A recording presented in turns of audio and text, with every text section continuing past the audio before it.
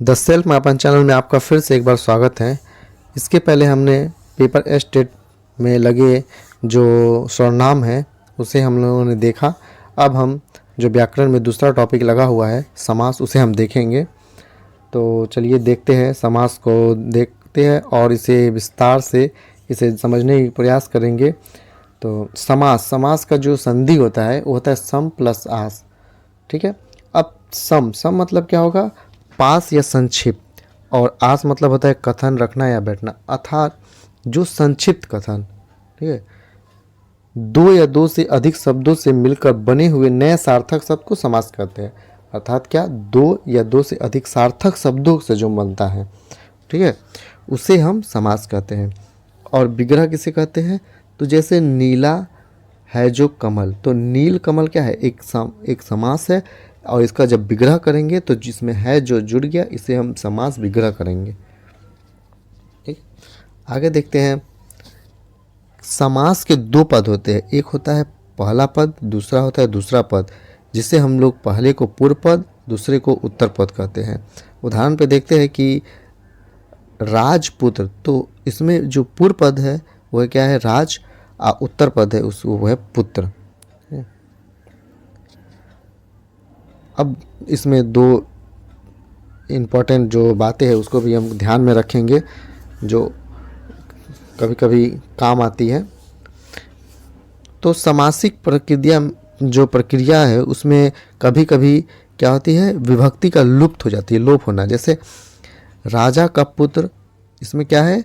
राजपुत्र। यहाँ पे क्या है? जो का विभक्ति है उसकी लोप हो गई है। आगे जो है दिया गया कि कभी कभी विकार आ जाता है। तो विकार मतलब क्या? जैसे काठ की पुतली, तो यहाँ कठपुतली हो गई, तो विकार यहाँ का को क में बदला गया है, और की जो है की का लोप हो गया है। तो ये क्या है? यहाँ पे विकार, जैसे घोड़े का सवार, तो इसमें क्या हो जाएगा? घुड़ सवार। ठीक है। आगे देखते हैं। इसके बाद हम लोग देखेंगे कि समास के कितने भेद हैं। तो याद रखिएगा, समास के 6 भेद होते हैं। ये प्रश्न डायरेक्ट भी पूछते हैं कि समास के कितने भेद होते हैं। तो अव्ययभाव समास, तत्पुरुष समास, कर्मधारय समास, द्विगु समास, द्वंद्व समास, बहुब्रीहि समास, ये 6 भेद समास के होते हैं। अब इसमें जो याद रखने वाली बात है,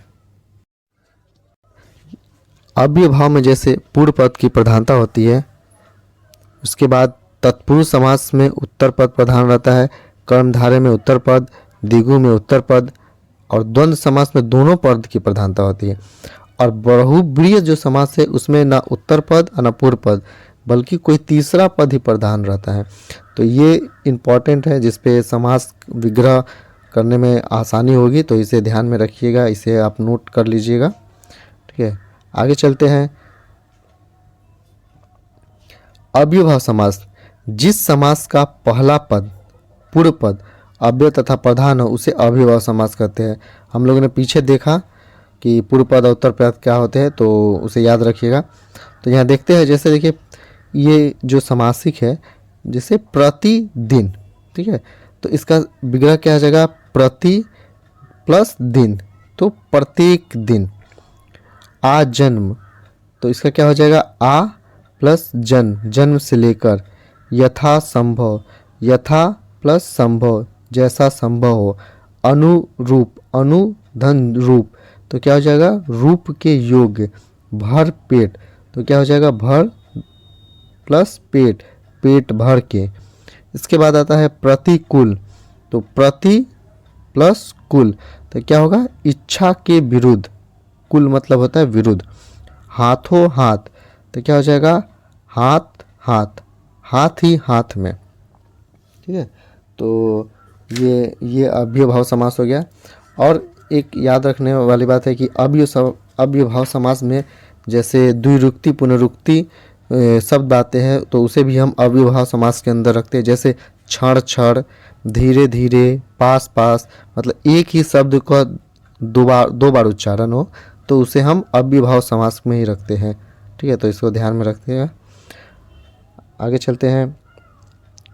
कर्मधारय समास, तो कर्मधारय समास क्या है कि जिस समस्त पद का उत्तर पद प्रधान हो। हमने वहाँ जो देखा कि उत्तर पद की प्रधानता होती है। ठीक है, तो उसे उसे याद रखिएगा कि क्या कौन सा में कौन पद प्रधान होते हैं। जैसे अव्ययभाव में हमने बताया था पूर्व पद और तत्पुरुष, कर्मधारय, द्विगु समास, ये तीनों में क्या है उत्तर पद जो है प्रधान होती है, तो इसे याद रखिएगा। इसके अलावा जो कर्मधारय समास है उसमें एक और जो उपमान, उपमेय तथा विशेष विशेष का संबंध होता है उसे कर्मधारय समास कहलाते हैं। जैसे यहाँ विग्रह में देखेंगे कि जो चरण कमल है तो इसका क्या हो जाएगा, जो कमल है के समान चरण। यहाँ पे दो चीज़, एक होता है जो और के समान, तो यहाँ पर देखिए दिया गया है कमल के समान चरण। ठीक है, उसके बाद है कनक लता, तो क्या है, जो कनक की सी लता, क्या है, यहाँ उपमा दिया जा रहा है कि पहले में क्या था कि कमल के समान यहाँ का जो चरण है वो कैसा है, तो चरण जो है वो कमल के समान है। तो उपमान और उपमेय में यहाँ पर दोनों की बात कहिए। जैसे देखिए यहाँ पर दिया गया चंद्रमुख, तो उसका मुख कैसा है, तो चंद्र के समान उसका मुख है। ठीक है, तो कमल नयन, तो उसका नयन कैसा है, कमल के समान है। ठीक है, प्राण प्रिय, तो क्या है, प्राणों के समान प्रिय। ठीक है, इसके बाद जैसे दिया गया है मृग के समान नयन को क्या कहेंगे, मृग नयन। देह रूपी लता, देह लता। क्रोध रूपी अग्नि, क्रोधाग्नि। अब यहाँ पे एक जो और शब्द है जो, इससे भी कर्मधारय समास बनता है। तो लाल मणि, तो लाल मणि, तो मणि क्या है, जो लाल है, तो लाल है जो मणि। ठीक है, नीलकंठ, तो कंठ क्या है, कंठ जो नीला। यहाँ पे अगर हम यहाँ पे ये दोनों में अंतर भी आता है कि कर्मधारय और बहुब्रीहि समास। तो यहाँ पे जैसे नीला कंठ, तो कंठ क्या है, नीला है, यहाँ तक सीमित रहा तो ये हो गया कर्मधारय समास।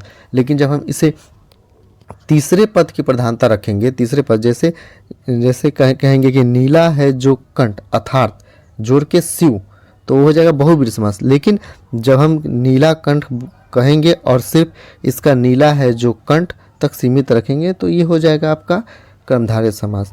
महापुरुष, तो महान है जो पुरुष। ठीक है, तो आइए आगे देखते हैं। अब आता है द्विगु समास। द्विगु समास में क्या है कि जिस समस्त पद का पूर्व संख्या का बोध हो उसे द्विगु समास कहते हैं। जैसे 7, 2, 3, 4, 9, 7, 5, 7, तीनों 3, ये क्या है, सब में देखो यहाँ पर संख्या का बोध करा रहे हैं। तो 7 क्या है, 7 सिंधुओं का समूह, सप्त सिंधु। दोपहरों का समूह, दोपहर। उसके बाद क्या है, तीनों लोकों का समाह, त्रिलोक। 4 राहों का समूह, चौराहा। ठीक है, मतलब क्या कि जो पहला पद हो वो क्या है, वो संख्यावाची हो। ठीक है, तो वहाँ द्विगु समास हो जाएगा। तो ध्यान में रखिएगा, जैसे 3 रंगों का समूह क्या है, तिरंगा। तीनों कोणों का समाहार, त्रिकोण।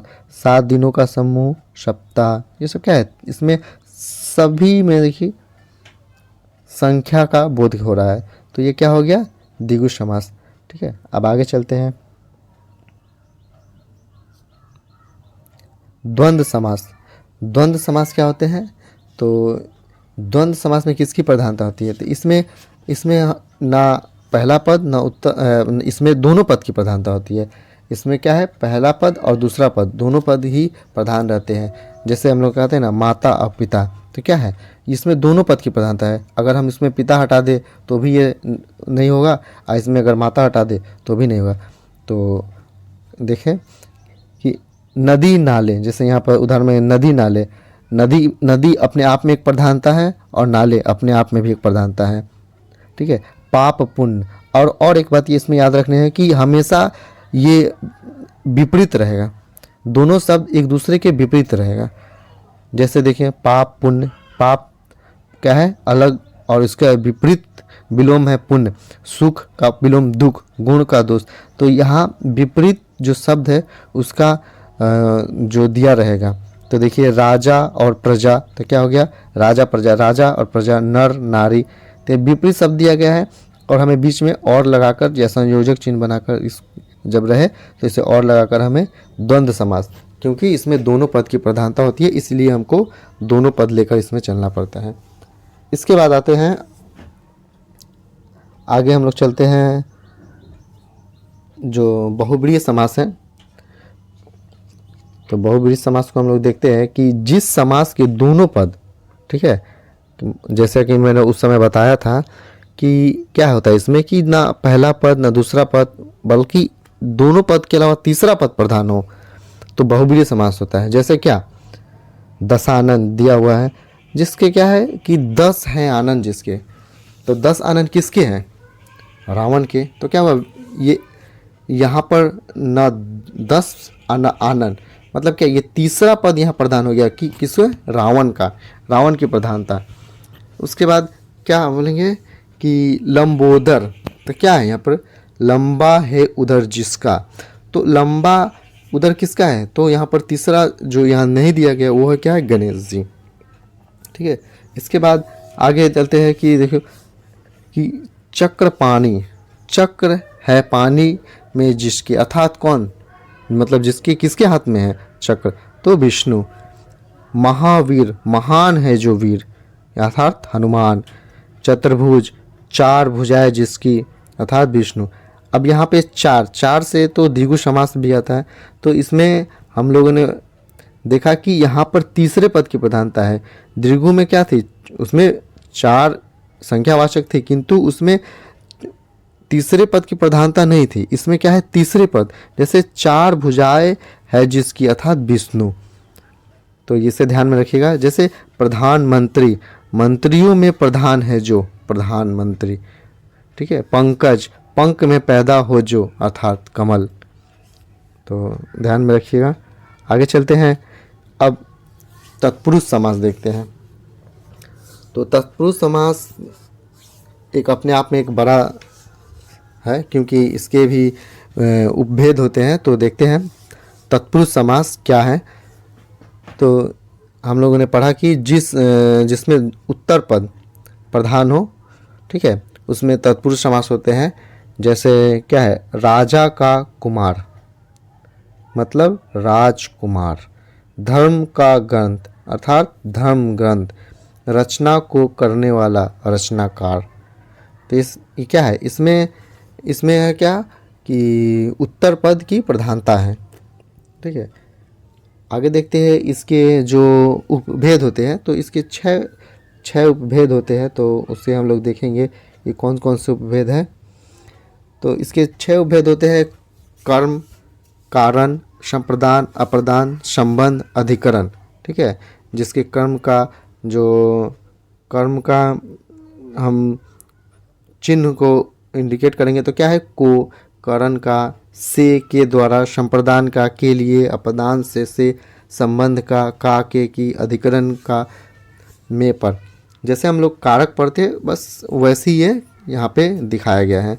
तो जैसे कर्म तत्पुरुष पे आते हैं, तो इसमें कर्म कारक की विभक्ति को का लोप होता है। तो अभी जैसे मैंने बताया कि कर्म तत्पुरुष का क्या है चिन्ह?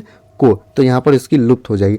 जैसे गगन चुम्मी, तो क्या है? गगन को चूमने वाला, को, यहाँ पर को का लुप्त हो गया तो गगन चुम्मी। यश को प्राप्त, तो यश प्राप्त। चिड़िया को मारने वाला, तो चिड़ी मार। ग्राम को गया हुआ, ग्रामगत। रथ को चलाने वाला, रथ चालक। जेब को कतरने वाला, जेब कतरा। तो यहाँ जो को है, जो कर्म तत्पुरुष की जो विभक्ति है, उसका यहाँ पे लोप्त हो जाता है। ठीक है, आगे देखते हैं करण का जो क्या है? के द्वारा या फिर से। ठीक है, तो यहाँ पर ये दोनों की लुप्त हो जाती है। जैसे करुणा से पूर्ण, अर्थात क्या है? करुणा पूर्ण। भय से आकुल, अर्थात क्या है? भयाकुल। ठीक है, इसी तरह इसमें जो मद से अंधा, मदांध। मन से चाहा, मन चाहा। ठीक है, तो यहाँ पर से और जो के द्वारा है उसकी लोप हो जाती है। ठीक है, आगे देखते हैं कि संप्रदान में क्या है? के लिए, इसका लोप हो जाना। जैसे प्रयोग के लिए साला, तो हम लोग प्रयोग के लिए जो उपयोग करते हैं, किसका उपयोग करते हैं? प्रयोगशाला। ठीक है, स्नान के लिए घर, तो क्या कहते हैं? स्नान घर। यज्ञ के लिए शाला, यज्ञशाला। ठीक है, इसी तरह हाथ के लिए करी, हथकरी। ठीक है, आगे देखते हैं अपदान, तो इसके अपदान में क्या होता है, से। तो याद रखेंगे अपदान करण में भी से था और अपदान में भी से है, ठीक है। तो धन से हीन क्या होगा, धनहीन। पथ से भ्रष्ट, पथभ्रष्ट।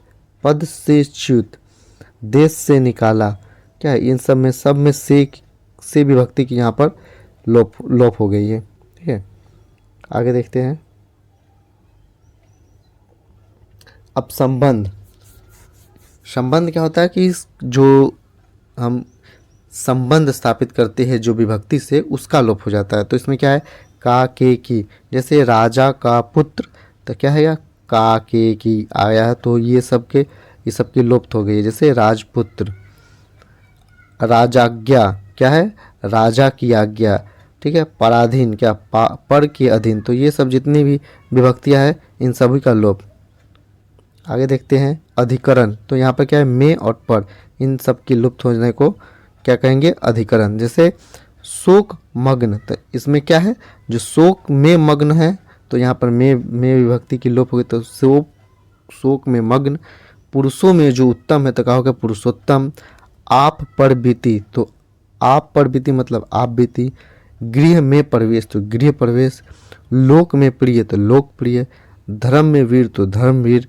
कला में श्रेष्ठ, तो कला श्रेष्ठ। आनंद में मग्न, तो आनंद मग्न। तो यहाँ हम देखेंगे कि में जो विभक्ति है उसकी लोप हो जाती है। अब हम लोगों ने समास देखा कि समास किसे कहते हैं, समास के कितने भेद होते हैं, समास के जो उपभेद भी दिया गया है कि तत्पुरुष समास के कितने उपभेद होते हैं। तो इन सभी से एग्ज़ाम में कहीं ना कहीं प्रश्न पूछते हैं, तो इनको अच्छे से देखिएगा। मिलते हैं नेक्स्ट वीडियो में। धन्यवाद।